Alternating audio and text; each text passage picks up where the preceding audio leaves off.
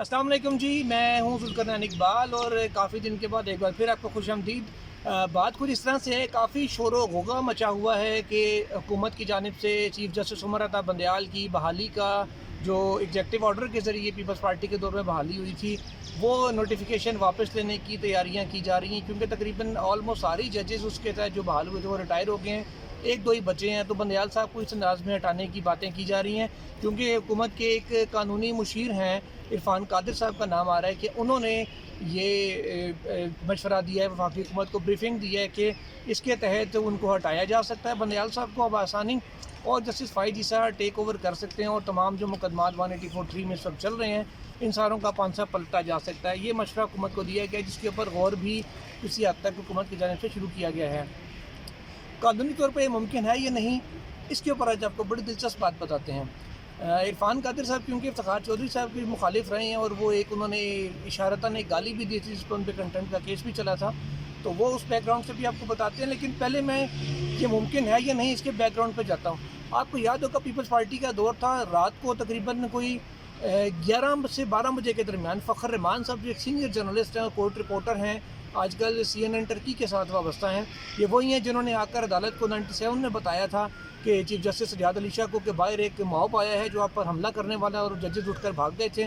फिर पूरी नून लीग के जो अरकान थे, ख्वाजा आसिफ और दीगर जो हैं, उन्होंने फ़खर साहब को पकड़ के मारा था कि तुमने हमारा प्लान जो है ना वो ख़राब कर दिया है। फ़खर रहमान साहब की ये खबर थी कि जजेस की बहाली का जो नोटिफिकेशन है वो वापस ले रही है पीपल्स पार्टी की गवर्नमेंट, क्योंकि वो एग्जेक्टिव ऑर्डर के ज़रिए लॉन्ग मार्च के बाद बहाल करवाए गए थे और इफ्तिखार चौधरी साहब के पीपल्स पार्टी गवर्नमेंट की बन नहीं पा रही थी। वो सारी कहानी सबके सामने है।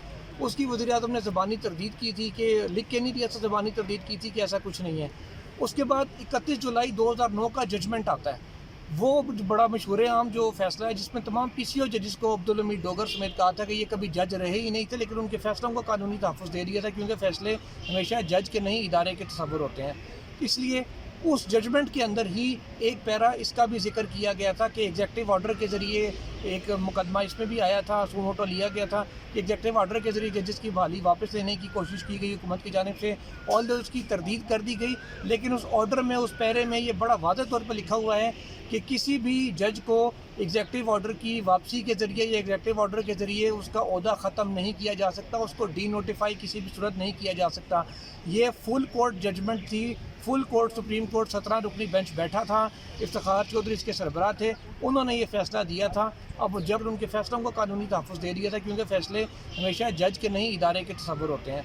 इसलिए उस जजमेंट के अंदर ही एक पैरा इसका भी जिक्र किया गया था कि एग्जेक्टिव ऑर्डर के ज़रिए एक मुकदमा इसमें भी आया था, सुमोटो लिया गया था कि एग्जेक्टिव ऑर्डर के ज़रिए जजेस की बहाली वापस लेने की कोशिश की गई हुकूमत की जानिब से, ऑल दो उसकी तरदीद कर दी गई। लेकिन उस ऑर्डर में, उस पैरे में ये बड़ा वाज़ेह तौर पर लिखा हुआ है कि किसी भी जज को एग्जेक्टिव ऑर्डर की वापसी के ज़रिए या एग्जेक्टिव ऑर्डर के ज़रिए उसका ओहदा ख़त्म नहीं किया जा सकता, उसको डी नोटिफाई किसी भी सूरत नहीं किया जा सकता। ये फुल कोर्ट जजमेंट थी, फुल कोर्ट सुप्रीम कोर्ट 17 रुकनी बेंच बैठा था, इफ्तिखार चौधरी इसके सरबराह थे, उन्होंने ये फ़ैसला दिया था। अब जब तक फुल कोर्ट का ये ऑर्डर, इसके ख़िलाफ़ रिव्यू भी जो अगर आया है तो ग़ालिबन वो लगा नहीं या खारिज, जो रिव्यू इसके ऊपर नहीं आया था जहाँ तक मुझे याद पड़ रहा है एग्जैक्टली। कुछ जो PCO जज फारिग हुए थे उनकी जानिब से किया गया था, लेकिन जब तक फुल कोर्ट बैठ के 17 रुकनी इसको रिव्यू नहीं कर लेता, अब तो खैर रिव्यू का टाइम भी गुजर गया है, या पर इनक्यूरियम यानी गैर आइनी करार नहीं देता, उस वक्त तक ये जजमेंट इन फील्ड है और किसी भी सूरत में जजेस को एग्जेक्टिव ऑर्डर के जरिए नहीं निकाला जा सकता। सिर्फ आर्टिकल 209 का ही प्रोसीजर है। 209 के ऊपर सिर्फ छोटी सी एक बात आपको बता दूं कि जब किसी जज के खिलाफ रेफरेंस आए तो चीफ जस्टिस ऑफ पाकिस्तान जो भी ओहदे पे होता है वो चेयरमैन होते हैं सुप्रीम जुडिशल काउंसिल के, उन्होंने ही सारी कार्रवाई करनी होती है। मींस के किसी एक साथी जज को रेफरेंस भेजते हैं, उसके ऊपर राय देता है कि ये बनता है या नहीं, उसके बाद फिर जो बाकायदा उसको समाअत के लिए मुकर्रर किया जाता है। चीफ जस्टिस के खिलाफ रेफरेंस आएगा तो वो सारे स्टेप्स हैं वो कौन लेगा, आइनी सवाल से बिल्कुल खामोश है, क्योंकि supreme judicial council under article 209 function करती है। उसमें किसी कायम मकाम चीफ जस्टिस का जिक्र नहीं किया गया। जो रूल्स बने थे, रूल्स में भी किसी कायम मकाम चीफ जस्टिस का या किसी कायम मकाम का जिक्र नहीं है, ना ही किसी जज को रेफरेंस आने पर सस्पेंड किया जा सकता है। ये इस हवाले से भी 13 रुकनी जो बेंच था जस्टिस रमदे की सरबराही में, उसका फैसला मौजूद है। इसलिए चीफ जस्टिस को हटाने वाला वो तो चैप्टर ही क्लोज हो चुका है, आइनी कानूनी तौर पर नहीं हो सकता। अगर फड्डा डाल के कोई करना चाहे, जिस तरह आजकल बहुत से काम हो रहे हैं, तो वो एक अलग चीज़ है, उसको फिर उस वक्त में दिखा जाएगा। तो ये जो एक र्यूमर उड़ाई गई थी ایک طرح سے ڈراوا دینے کی کوشش کی گئی تھی یا چند لوگوں کی حکومتی سائٹ سے کچھ سینئر جرنلسٹ ہیں ان کو ایک یہ کہانی کان میں سنائی گئی تھی کہ یہ مشورہ دیا گیا، اس کے اوپر غور کیا جا رہا ہے۔ ان سینئر صحافیوں نے بھی ماشاءاللہ سے بات آگے پھیلا تو دی، لیکن ریسرچ کرنے کی، پڑھنے کی زحمت نہیں کرتے۔ یہ بڑا ایک فقدان آتا جا رہا ہے لوگوں میں کہ کوئی ریسرچ نہیں کرتا، کوئی پڑھنے کی زحمت نہیں کرتا کہ لیگلی یہ چیز پاسبل بھی ہے یا نہیں۔ اس پہ ماضی میں کورٹ آرڈرز کے آ چکے ہیں، پاس ہسٹریز کی لیجسلیشن کی کیا رہ چکی ہے۔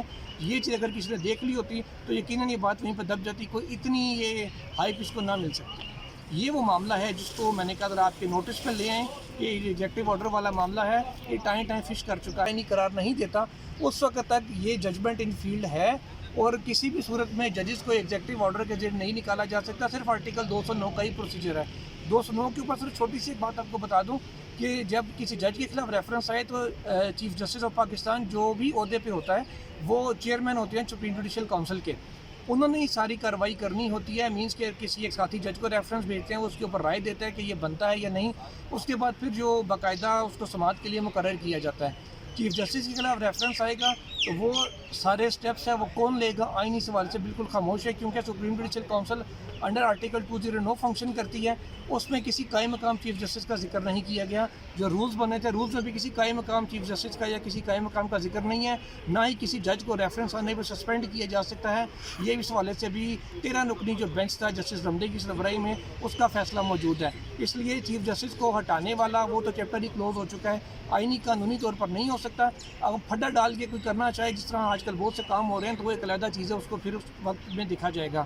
تو یہ جو ایک ریومر اڑائی گئی تھی، ایک طرح سے ڈراوا دینے کی کوشش کی گئی تھی یا چند لوگوں کی حکومتی سائٹ سے کچھ سینئر جرنلسٹ ہیں ان کو ایک یہ کہانی کان میں سنائی گئی تھی کہ یہ مشورہ دیا گیا، اس کے اوپر غور کیا جا رہا ہے۔ ان سینئر صحافیوں نے بھی ماشاءاللہ سے بات آگے پھیلا تو دی، لیکن ریسرچ کرنے کی، پڑھنے کی زحمت نہیں کرتے۔ یہ بڑا ایک فقدان آتا جا رہا ہے لوگوں میں کہ کوئی ریسرچ نہیں کرتا، کوئی پڑھنے کی زحمت نہیں کرتا کہ لیگلی یہ چیز پاسبل بھی ہے یا نہیں۔ اس پہ ماضی میں کورٹ آرڈرز کے آ چکے ہیں، پاس ہسٹریز کی لیجسلیشن کی کیا رہ چکی ہے۔ یہ چیز اگر کسی نے دیکھ لی ہوتی تو یقیناً یہ بات وہیں پہ دب جاتی، کوئی اتنی یہ ہائپ اس کو نہ مل سکتی۔ یہ وہ معاملہ ہے جس کو میں نے کہا ذرا آپ کے نوٹس میں لے آئیں کہ یہ ایگزیکٹو آرڈر والا معاملہ ہے، یہ ٹائم فش کر چکا ہے، پہلے یہ لیگلی پاسبل نہیں ہے۔ اور اگر کوئی جج اگر یہ اس منصوبے کا حصہ اول تو بنے گا نہیں، میں پورے یقین سے کہہ سکتا ہوں، کیونکہ اگر یہ سلسلہ چل پڑا تو پھر ایک کے بعد جس حکومت کا جس جج سے پھڈا پڑے گا وہ ایگزیکٹو آرڈر کے ذریعے اس کو واپس لیتی رہے گی، پھر یہ سلسلہ کہیں رکے گا نہیں۔ تو سپریم کورٹ میں ایون کہ جسٹس قاضی فائز عیسیٰ سے بھی مجھے پوری امید ہے، بلکہ یقین کی حد تک مجھے امید ہے کہ وہ بھی اس گیم کا کسی بھی صورت میں حصہ نہیں بنیں گے۔ تو یہ ایک خام خیالی ہے، ایک خواب ہے جو کبھی بظاہر پورا ہوتا نظر نہیں آ رہا۔ Thank you.